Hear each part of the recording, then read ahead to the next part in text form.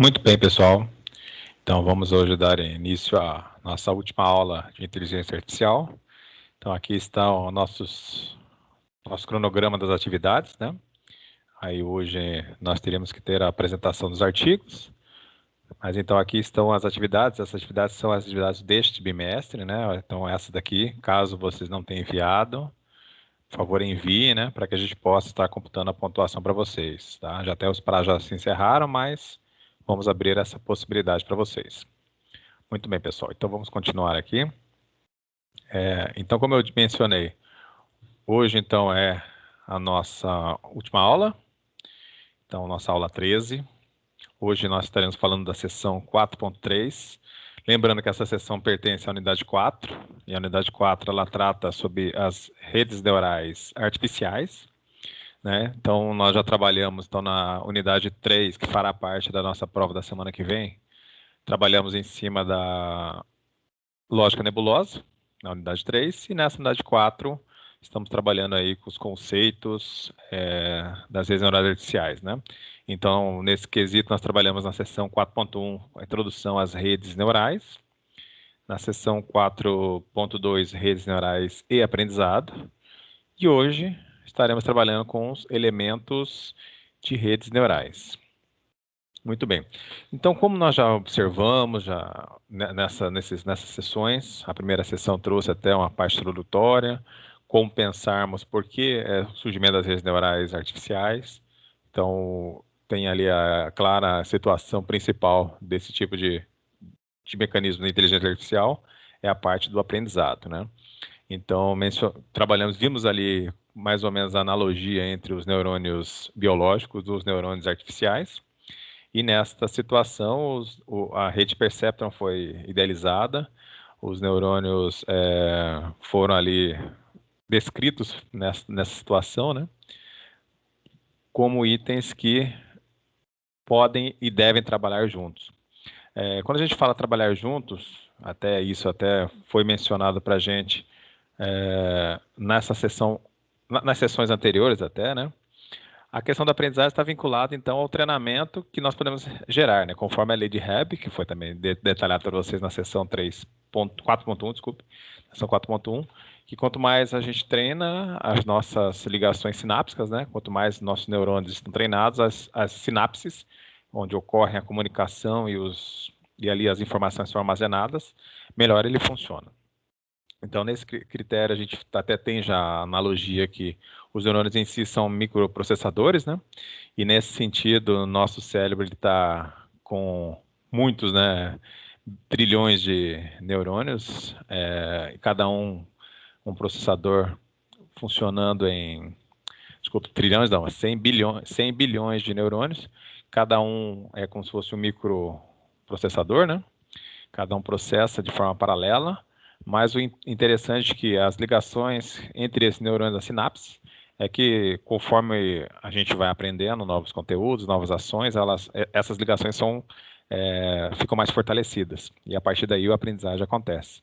Então, por isso esse conceito interessante que nós podemos utilizar, né? A gente acaba, com tudo que a gente estuda, tudo que a gente vem a praticar, conforme a nossa rotina de prática sobre algum tema, sobre algum conhecimento, sobre alguma ação, mas as nossas habilidades ficarão plenas para executar esse tipo de trabalho. Então, temos que ter isso em mente, que por isso até o estudo é importante, para até fazer o treinamento aí nos nossos neurônios, né? Mas essa lei de Hebb estabeleceu isso, que quanto mais nós trabalharmos em cima de certas ações, mais as ligações entre os neurônios, as sinapses, serão feitas de forma mais plena. Quanto menos fizermos, né, o treinamento, quanto menos estudarmos, quanto menos fizermos a utilização desses neurônios, né, esse caminho vai sendo perdido, né, as ligações elas ficam fragilizadas. Então aqui nós podemos já ter a plena noção, né, que a combinação de vários neurônios, principalmente sua capacidade de corrigir seus pesos, que é aquela questão de estarmos sempre aprendendo, faz com que tenhamos aí respostas mais certas, né, sobre as ações, e aí nós temos o conceito de inteligência, né, o conceito de aprendizado, de estar melhorando aí a cada ciclo de treinamento, ou cada ciclo de estudo, né, se for vinculado ao nosso neurônio biológico, né, a gente vai acabando tendo melhor performance. Mas o importante, então, nesse critério sempre, quando estamos analisando e corrigindo esses pesos, né? Na verdade, quando são os neurônios artificiais, a gente considera eles como pesos, né? Para que essas sinapses funcionem de forma mais adequada. Então, temos aí a noção de que os neurônios eles trabalham de forma coletiva. Então, a ação coletiva de neurônios é que caracteriza a nossa inteligência. Então, não adianta nós estamos lá com nossos 100 bilhões de neurônios se as ligações entre esses neurônios não estão bem esclarecidas, não estão bem desenvolvidas, acabará que eles não trarão para a gente os resultados devidos, né? Devido a eles estarem sozinhos, sem a comunicação bem estabelecida. Então, nesse critério, a ação coletiva é muito importante, né, para que esses pesos sejam ajustados. Muito bem. Então, aqui nós temos os assistentes pessoais aqui, a OK Google, Alexa, Siri, né, assistentes digitais. Temos também a Cortana, da Microsoft, né. Então, elas estão hoje no ponto que estão um grande índice de acurácia na interpretação da voz humana, devido a milhares de horas de treinamento. Então, milhares de horas de treinamento com vários timbres, né?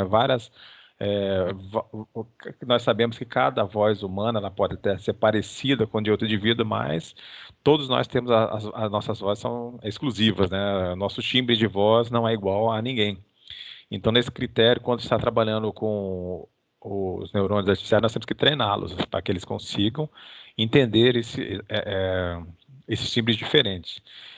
Até se nós fizermos uma analogia a aprender um novo idioma, quando estamos trabalhando em cima de um novo idioma, também teremos que escutar várias vezes a pronúncia para que estejamos aí interpretando esse idioma novo. Evidente que nós temos já um treinamento de milhares de anos aí no desenvolvimento da nossa audição, e a questão, não milhares de anos, agora eu não sei dizer a parte da fala, da escrita, quando surgiu, né? Mas nós temos nossos ouvidos já estão mais treinados, né, evidente, mas demonstrando que com o neurônio artificial nós temos que fazer todo esse processo, a mesma coisa, para que ele entenda. Não tem como programar via código, né? Então eu vou criar um algoritmo determinístico para interpretar a voz. Não tem jeito, isso não tem como criar, né? Porque existe, como eu mencionei, diversas timbres de voz. Então, trabalhando em cima de neurônios artificiais, aí sim temos totais condições de estarmos aí calibrando, né, melhorando esses pesos. Muito bem. Então, nós trabalhamos na aula anterior o conceito da perceptron. Aqui nós temos um outro neurônio que foi desenvolvido, que é o Adaptive Linear Neurone, né, o Adeline. O neurônio tipo Adeline, quando foi criado, foi implementado através de dispositivos eletrônicos. Inicialmente não tinha software, tá? A ideia dele não tinha software, existiam apenas resistores que tinham memória. Então, geralmente o resistor, a memória dele é via temperatura, né? Aí fica talvez vinculado aí eu não estudei assim, não vi esse tipo de eletrônicos, mas quando trabalha resistores, eles trabalham em cima de temperaturas. Talvez tivéssemos ali em cima deles sensores, né, para que pudesse interpretar a memória deles, né? Muito bem. Mas o Adeline, então, ele foi implementado em 1960, de forma rudimentar ainda, né? Mas a ideia dele era reconhecimento de voz, tradução do inglês, com frases originalmente faladas em idioma como o francês. Então, falava-se lá originalmente em francês, e ele conseguiria traduzir isso em inglês. Então, o Adeline, ele tem a mesma visão estrutural dos neurônios do Macaulay-Pitts, né, que é o perceptron, né? Também ele é dividido em camadas de entrada, que estão representadas nessa imagem aí, nessa figura como X1. Nós temos ali os P sinápticos, que é o W, né, W1, W2 ou WN, né?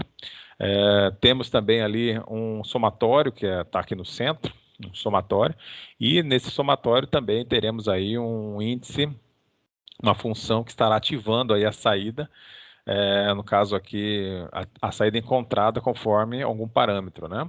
E essa saída em Y, né? A diferença é que, tendo a saída em Y, ela passará ali por um somatório, uma taxa de erro, e através desse algoritmo de adaptação que ele trabalha aqui com a questão do erro, ele pode, com essa situação aqui, criar um dispositivo chamado retropropagação, né? Essa retropropagação, ela trabalha no conceito de estarmos aqui voltando, né, e tentando corrigir o erro, né?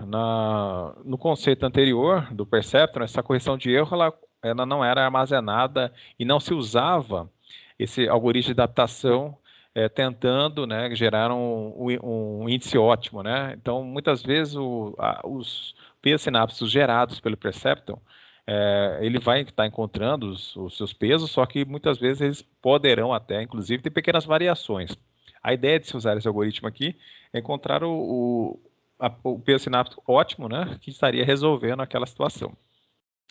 Então, lembrando aí, não sei se vocês estão aí desde a primeira aula, né, mas a questão aqui do X1, X2, Xn, isso aqui são as entradas. A entrada desses neurônios, quando nós estamos trabalhando em cima de reconhecimento de voz, como falamos ali da Alexa, da Cortana, né, da Siri, então aqui nós temos aqui, decompondo o sinal de entrada.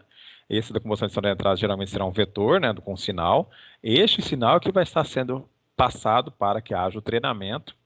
E aqui vamos imaginar que estejamos identificando uma palavra aqui, né? Então essa palavra vai ter várias interpretações, mas ela terá uma saída identificando esta palavra, né? Então ele precisa se ajustar para que quando ele receber esta palavra de diversos timbres, essas diversos timbres que são X1 a Xn, então elas consigam passar para o neurônio e ele consiga identificar que a palavra está ali, é a mesma palavra. Então, vamos imaginar o Adeline aqui, né? Então, eu falei Adeline, vai ter várias outras pessoas falando Adeline, aí essa Adeline, ele será decomposto nesse sinal, a partir da decomposição desse sinal, ele vai ser trabalhado nesse neurônio, para que ele aprenda que todas as pronúncias sobre a palavra Adeline refere-se à palavra Adeline.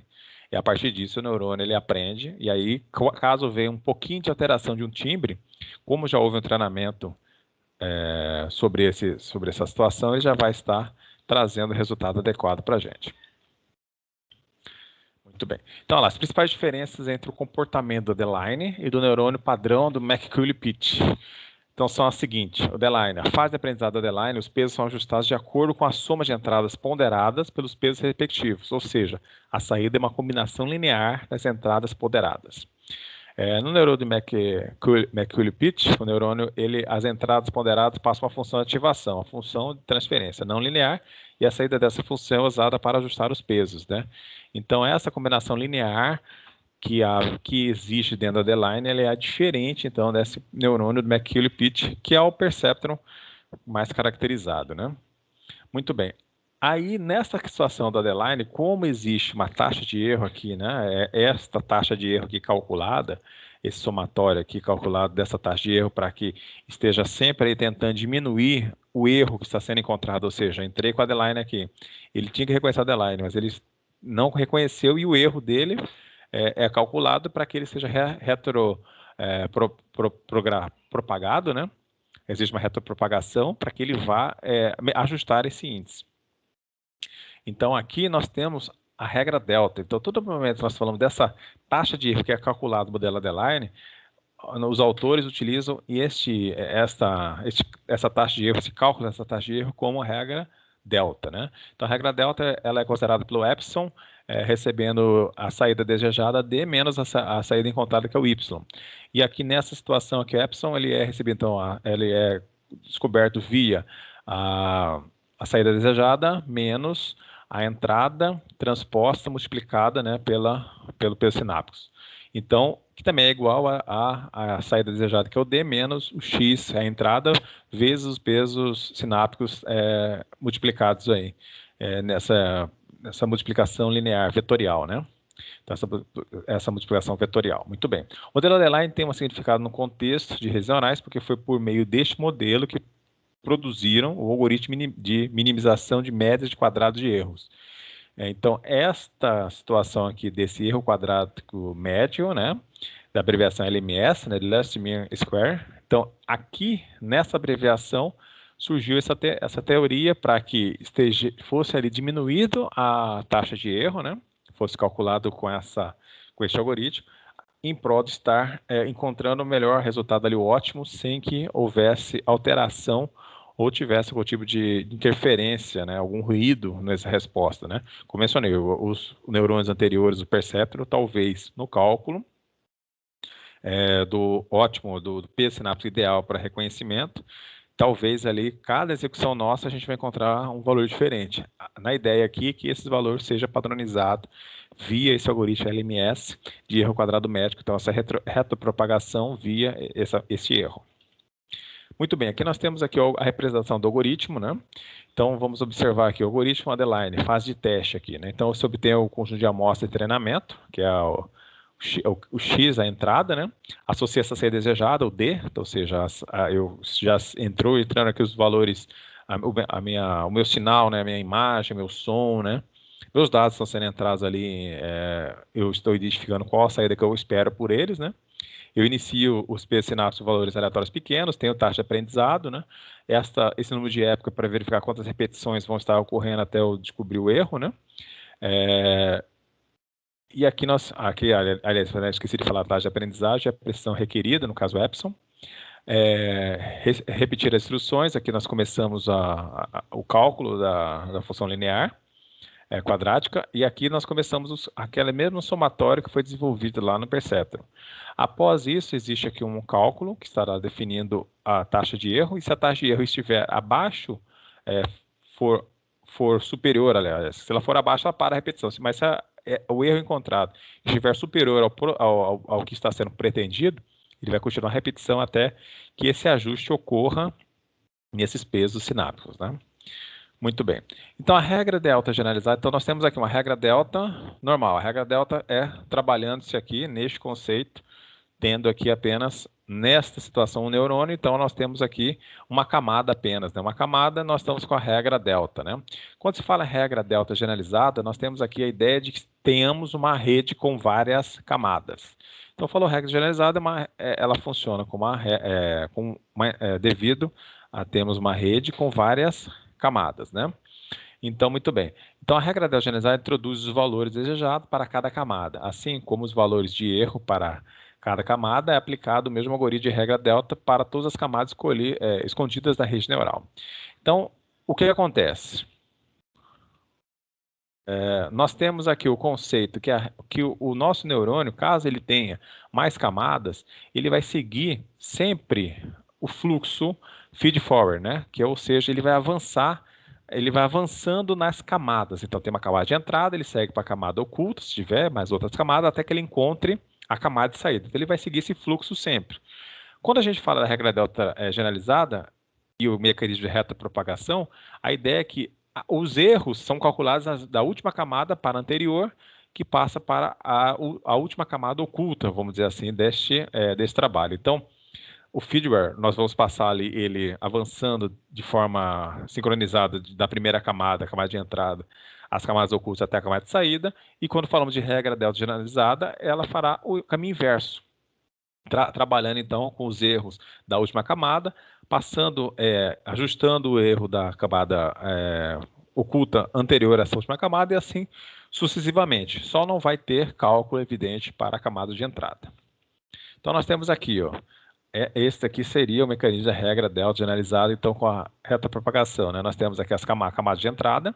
Observe que a camada de entrada ela tem aqui, neste critério, ela terá vários valores, né? Então, todos os valores são adicionados a cada um desses neurônios que estão nessa camada escondida aqui, né?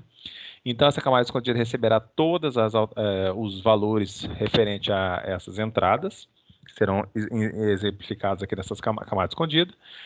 Aqui terá uma taxa de erro, né? Então, o algoritmo ele seguirá normalmente, né, da camada de entrada, o fluxo aqui da camada de entrada, a camada escondida 1, a camada escondida 2, a saída. Chegando aqui, após ele ter calculado o erro no projeto da regra delta generalizada da retropropagação, daqui eu vou saindo e recalculando a partir desse erro, o próximo camada que eu vou ajustar essa camada e que ajustarei esta outra. Então, neste critério aqui eu posso fazer aqui uma realimentação com os próprios valores, né? Estabelecendo qual a taxa de erro que eu quero trabalhar, né? Então, quanto menos eu estiver estabelecendo essa taxa de erro, ou seja, mais repetições ocorrerão, né? Ou não, aí depende, se os valores estiverem mais próximos. Mas a ideia é que conforme eu passar os valores que eu quero trabalhar com o erro ali estabelecido, ele vai estar retropropagando, né, essas camadas para que encontre esse valor, né? Então ele vai estar sempre ajustando essas camadas de erro, né? Essas saídas de erro. Então, a partir desse critério interessante de retropropagação, é que as redes neurais tiveram, então, um fôlego a mais na década, acho que de 80, quando este critério foi bem estabelecido e criado, para que, então, houvesse essa possibilidade da retropropagação na própria rede, né, nas próprias camadas deste neurônio. Então, aqui nós estamos aqui com a imagem do Federer, né? Então, as camadas, né, seguindo o processo livre delas, né? Ou seja, camada de entrada, se tivesse uma camada oculta, se tivesse N camadas ocultas, né, para que chegasse a camada de saída. Então, este é o fluxo normal da entrada dos dados no nosso neurônio, né? E o retorno ficaria vinculado aqui a estes erros da retropropagação para que alimentasse novamente essa camada, para que essa camada voltasse novamente a processar, sabendo que chegando neste ponto aqui o erro não foi aceitado. Então ele volta para essa camada reajusta os índices, passa para a próxima camada reajustar também, e depois ela segue o fluxo até a camada de saída. Então lá, muito importante, o cálculo de erro de saída, porém, é apenas o primeiro passo para a retropropagação. Este erro é utilizado para calcular o erro da última camada oculta, como mencionei, da última camada, né? Este erro é utilizado para calcular da última camada. Já o erro da última camada oculta é usado para calcular o erro da penúltima camada oculta, e assim sucessivamente até chegarmos à primeira camada oculta.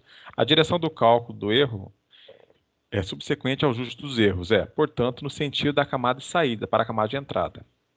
Então, como mencionei, nós seguiremos daqui da camada de saída para a camada de entrada. É evidente que a camada de entrada não entra porque é apenas uma camada de entrada, não houve processamento, né? Portanto, o sentido da camada de saída para a camada de entrada, ou seja, o fluxo contrário ao avanço dos sinais da rede. Então, aqui, nosso ajuste normal, então nossa informação ela segue por aqui, né? Segue por esse fluxo, o fluxo normal dos neurônios artificiais, então o fluxo da entrada, camada de entrada, as camadas ocultas, né, quantas tiver, N camadas ocultas, até que encontre a camada de saída. E cada uma dessas camadas existe um cálculo de erro. E esse cálculo de erro ele fará o ajuste retornando ela. Então, fluxo de calibração dos erros da rede neural. Ou seja, chegou nesse último ponto, o erro não está adequado, ele voltará recalibrando os erros, né, via o último encontrado, para que ele possa, a partir daí, retomar o procedimento. Muito bem. Aqui também tem um exemplo do funcionamento desta rede, né? Funcionamento desta rede. Só um momentinho. Acho que é aqui. Aqui, muito bem. Então nós temos aqui, aqui usamos o Python, né? Reply.it. Está aqui sendo descrito. Vou fechar aqui umas telas. Muito bem, então nós temos aqui, aqui nós temos que importar essa NumPy, né, para trabalhar em cima de algumas operações matemáticas. Nós temos uma função aqui para que saia menos 1 ou 1, uma função apenas linear para que façamos isso, um sigmoide, né? Muito bem, nós temos os vetores de entrada, que estão aqui descritos. Nós temos o que nós esperamos para saídas. Aqui só ficou errada, a letra deveria ser o D, né? Mas tudo bem. Aqui usamos valores randômicos para que estejamos criando as sinapses, tá?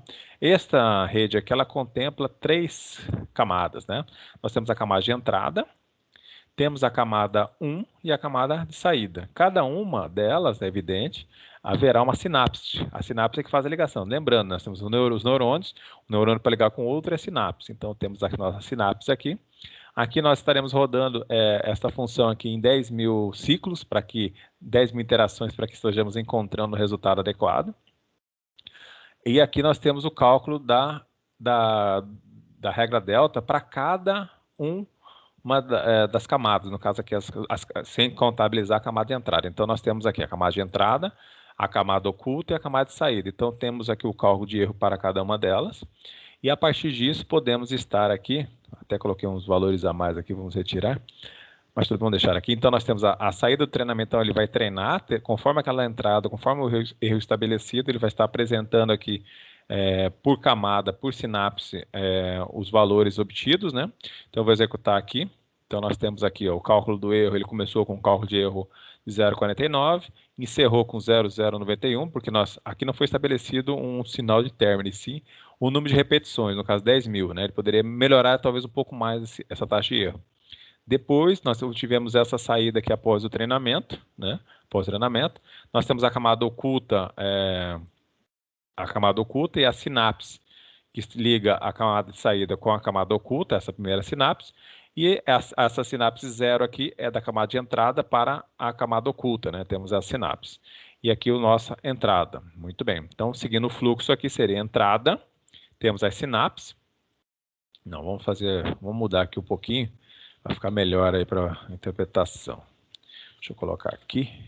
Agora sim, vamos rodar de novo.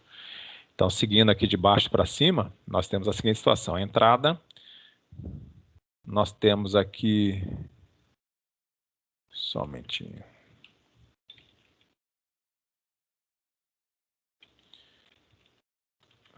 Só um detalhe aqui, agora vamos de novo. Então, novamente, fazendo aqui de baixo para cima, tá, pessoal? De baixo para cima, nós temos aqui a camada de entrada, nós temos a sinapse, essa sinapse que liga a camada oculta, que temos a sinapse 1 que liga a saída do treinamento, tá? Então, aqui são as ligações dos valores que estão contidos até que estejamos encontrando aqui essa saída. Aqui aí em cima aparece a taxa de erro, acho que eu tô... coloquei 1.000 aqui, por isso que apareceu mais coisas, deixa eu voltar aqui a 10.000, vai aparecer menos, né? Deixa ele continuar aqui. Opa, de novo aqui, travadinha. Tá. Beleza. Então é isso, pessoal. Na verdade, aqui está a entrada, está a nossa sinapse, que liga na camada oculta, que tem a sinapse 1, que chega à nossa saída após o treinamento. Aqui é a taxa de erro, começando em 0,49 e terminando aqui em 0,098. Então, esse é um código Python, existem diversos na internet, vocês podem procurar. Aqui ele trabalha no modelo Adeline, nós temos aqui 3 camadas, camada de entrada, a camada oculta e a camada de saída, tá? E aí depende, aqui foram apenas valores aleatórios, mas é evidente que todo momento que a gente quer descobrir uma execução de uma rede neural, a gente tem que estar vinculando essa rede neural a algum conceito, alguma identificação de alguma imagem, identificação de som ou características, se for trabalhando em mineração de dados. Então, essa modelagem do que vai ser passado da rede neural é importante para que estejamos aí definindo qual vai ser a sua saída, tá bom, pessoal? Então, com isso, estamos agora encerrando a nossa disciplina, né? E aí fica o cronograma da disciplina, ela vai continuar ainda. Na semana que vem nós teremos a nossa prova oficial 2, no dia 3. Então vão cair as questões que vocês trabalharam, essas atividades que eu enviei para vocês por e-mail, estarão caindo questões dessas atividades. Vocês terão aí do dia 30, até o dia 4 de dezembro, né, para fazer a prova. Eu coloquei dia 30 só para uma referência nossa de aula, mas vocês poderão fazer a prova tanto no dia 30, dia 1º, dia 2, dia 3, até dia 4, tá? Então ficará a semana aberta, todinha, de segunda a sexta ficará aberto para vocês fazerem essa prova. Então estará aí disponível para vocês. A segunda chamada ela tem a característica de estar marcada para o dia 7. Essa possivelmente vai ocorrer no dia 7. Então vocês já deixem aí, caso quem precise fazer essa prova, acesse essa data aí, a nossa disciplina aí lá no nosso portal. Lembrando que vai estar todas as provas, tanto a prova oficial 2, quanto a segunda chamada, como o exame final, todas as provas ficarão disponíveis na aula 1. Na aula 1 lá do AVA, né? A aula 1 vinculado ali, basicamente, ao pós-aula. Então, na primeira aula lá, no pós-aula, aparecerão todos esses links aqui. Tanto a prova oficial 2, depois no período correto vai aparecer a segunda chamada, depois aparecerá do exame final. Então, a segunda chamada dia 7 do 12 e o exame final do dia 10 ao dia 11 do 12, tá? É uma dessas datas, caso vocês precisem, né, acessem no dia 10, no dia 11, que possivelmente estará disponível a prova para vocês, tá? Então, mais uma vez, lembrando, primeiro dia lá no AVA, na primeira aula, pós-aula, aparecerão esses links aqui com essa mesma informação, prova oficial 2, segunda chamada. Então, vocês devem estar aí, no caso, a prova oficial todo mundo vai ter que fazer, né? Agora, caso alguém precise de fazer a segunda chamada, observe essa data e o exame de 10 a 11, tá? Então, com isso a gente encerra a nossa disciplina. Aconselho vocês fortemente a dar uma estudada, preparar-se para a prova da semana que vem. e aí para que vocês possam ter êxito aí nesta avaliação, tá? Então desejo sorte a todos, bom estudo e até a próxima semana, nossa semana de prova, tá? Então boa noite.